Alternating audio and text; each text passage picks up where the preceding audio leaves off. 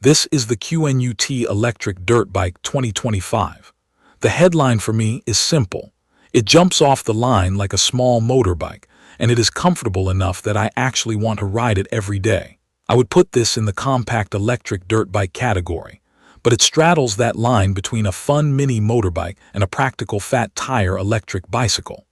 It makes the most sense for riders who want throttle on demand, who split their time between city streets and light trails, and who value comfort and stability more than shaving every ounce or chasing road bike handling. If you are new to electric bikes and you want that motorbike feel without wrestling a full-size machine, this sits in a very sweet spot.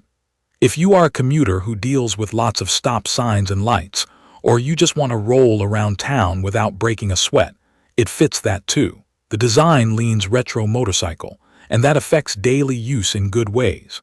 The long bench saddle lets me slide forward for climbs and scoot back for comfort on straights. The frame feels stout, and the clean cable routing keeps the cockpit tidy. I can look down and see only what I need. The fat tires fill out the stance and add real stability on rough pavement and gravel. The riding position is upright and relaxed, more moped style than stretched road bike.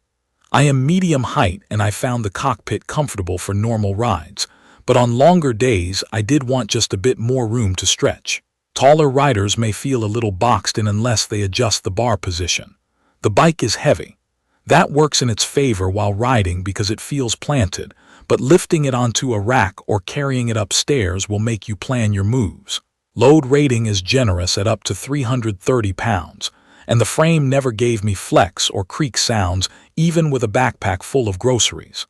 The lighting is integrated and practical. There is a large light emitting diode headlight up front and rear illumination that actually makes me feel seen at night. The removable battery sits cleanly in the frame, so I can charge it inside without wrangling the whole bike. Setup mirrored my usual direct-to-consumer experience. Most of the build was straightforward, but I did hit a couple snags. My front inner tube arrived damaged, and the small parts bag did not include the nuts for the kickstand. I replaced the tube and grabbed the missing hardware from a local shop. I then went over the bike with a wrench and checked every fastener. The mechanical disc brakes needed attention.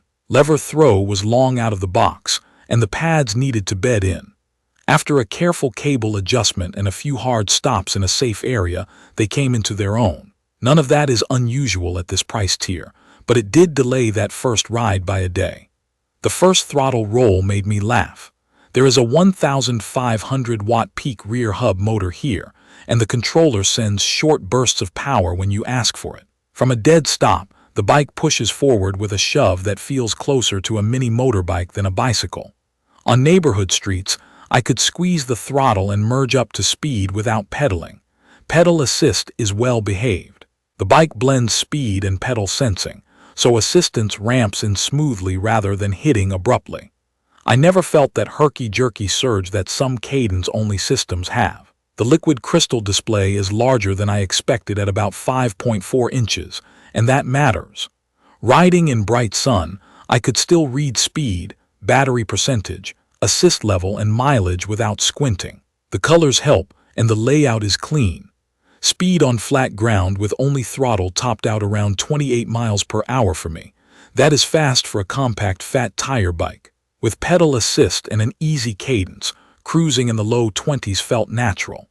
The 7-speed drivetrain matters when the road points upward. Downshifting keeps my legs spinning and lets the motor help in a way that does not bog the system down. On steep neighborhood climbs, throttle alone got me up, but slowly. Adding pedal assist in a low gear held a better pace and saved battery. I am a fan of that balance, because it lets me choose lazy throttle only on short hops and mix in pedaling when I want range. Comfort is a strength. The dual suspension setup with those wide tires smooths out cracked pavement, gravel, and tree root bumps that usually rattle me on rigid frames. The front fork on my unit is not adjustable. I could not dial compression or rebound, but the tune out of the box is plush and aimed at everyday comfort. Cornering is steady more than playful. It prefers smooth arcs over quick flicks, which fits the motorbike vibe and the fat tire footprint.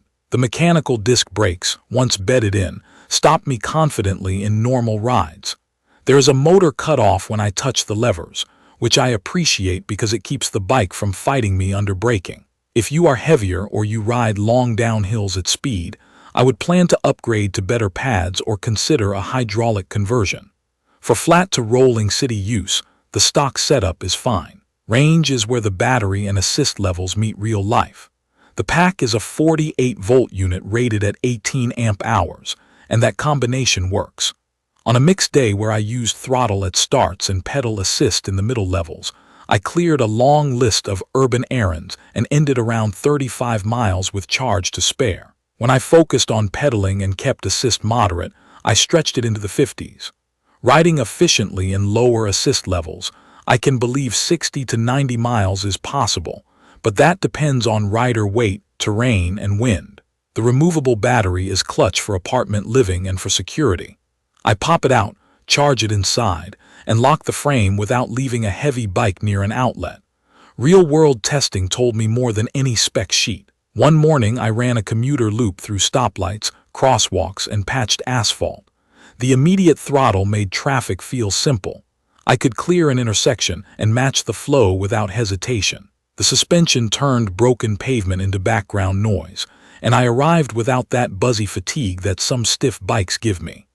On a different day, I took a gravel path that threads through a park, then cut onto a mild dirt trail with some washboard sections. Those 20 by 4-inch tires floated over the loose sections, and the rear shock muted the chatter. This is not a mountain bike and I did not treat it like one, but for light trail use it felt composed and fun. Night rides impressed me too. The headlight throws a wide, usable beam with enough reach to see potholes, and the display never washed out or blasted my eyes with glare. I rode in light rain and cold weather and did not see moisture creep under the screen or into switches. The whole cockpit feels properly sealed for everyday weather.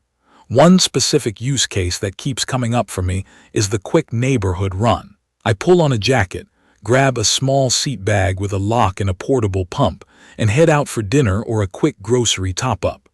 The throttle makes short hops effortless, and the comfortable stance means I am not thinking about posture, I am just riding. Cargo options are the one thing that push me to improvise. There is not an obvious front rack mount out of the box, so I relied on a seat bag and a small strap-on solution over the rear. It works, but if you carry large grocery loads often, you will want to plan a custom rack or consider a frame with more mounting points. There are a few smart touches that quietly improve the experience. The large, bright liquid crystal display shows battery percentage instead of only a vague bar graph, which makes range planning more accurate. The wiring is tucked through the frame, so nothing catches my knees or snags a bag strap when I mount up. The bench seat gives me room to shift around without ever feeling locked into one spot. The brake sensors that cut the motor add safety without me thinking about it, and the whole system feels tuned to be approachable. Throttle is immediate but not twitchy, pedal assist is smooth, and the bike never asks me to learn a complicated control scheme. I do have notes. The cockpit can feel tight for taller riders. I wanted to touch more distance from saddle to bar on long rides. The front fork being non-adjustable limits fine-tuning, though the stock feel is comfortable. The mechanical brakes require more attention during setup and a brief break-in period. It is heavy, which helps with stability and hurts when you deal with racks and stairs. None of those are deal breakers for me, but they are worth knowing. Once the initial hiccups were solved, the ride quality and easy power made me look for excuses to get out and twist the throttle. I see the QNUT electric dirt bike 2025 as the compact electric motorbike vibe a lot of people imagine when they hear powerful electric bike. It looks cool without being flashy. It rips off the line, and it smooths out the forgettable parts of the road so I can just enjoy the ride.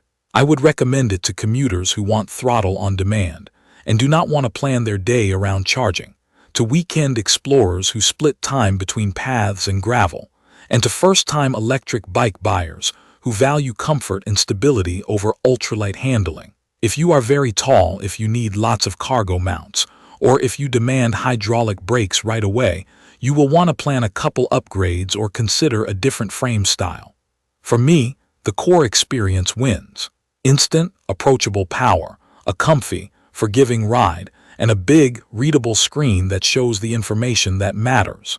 You can find detailed information about the QNUT Electric Dirt Bike 2025 in the comments section. See you in the next video.